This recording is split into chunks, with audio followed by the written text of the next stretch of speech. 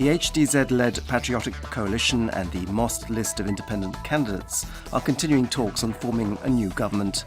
MOST held a session of their National Council earlier in the day. Talks began yesterday with HDZ leader Tomislav Karamarko and MOST leader Božo Petrov confirming that they will both be assuming positions of Deputy Prime Minister in the new government. Today's discussion will focus on the number of government ministries and the formation of a holding company that would bring together all public and state companies. On Croatian television last night, the HDZ's Domagoj Milošević said that the names of the new government ministers would be known next week, while MOST's Slaven Dobrović emphasised that MOST wanted the responsibility of appointing the new interior minister. Meanwhile, MOST's MP Tomislav Panenić said yesterday that talks between MOST and the Patriotic Coalition would continue for as long as was needed. He also said that apart from the Interior and Justice ministries, MOST wanted to run those resources that were key for reforms, such as the ministries of the Economy, Agriculture and Environmental Protection. The management of Croatia's motorways and highways is an area which the new government could reform, and on Croatian radio today, union leaders voiced their opposition to privatisation. Independent road workers trade union leader Mijat Stanic also said that the introduction of a vignette system now was not a good idea.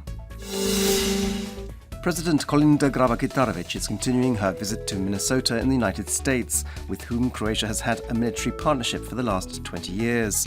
Croatia's president, with a high-level military delegation, visited Minnesota's biggest military camp, the Ripley Military Base, which was presented as a model for a future Croatian military camp.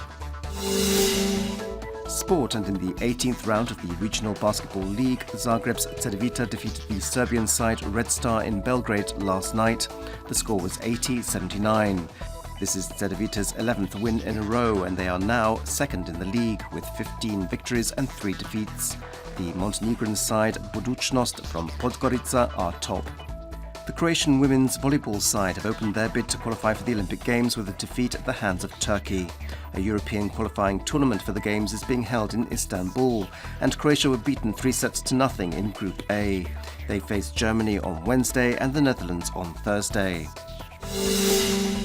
This afternoon's forecast calls for mainly cloudy weather with occasional precipitation. On the coast there'll be rain, heavier in places. Inland there'll be sleet and freezing rain, especially in the evening, as well as snow in places. Winds inland will generally be weak. There'll be a moderate to strong southeasterly yugo wind in most coastal regions. Highest daily temperatures will be between -3 and +2 degrees Celsius inland and between 8 and 13 degrees on the coast.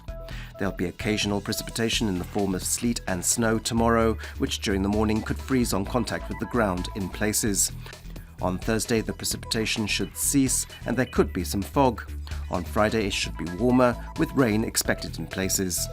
On the coast, there'll be rain tomorrow, especially in the south. Skies should gradually clear on Thursday, although rain is expected on Friday. There'll be a moderate to strong northwesterly wind, which will turn to a southeasterly on Thursday evening and strengthen during Friday.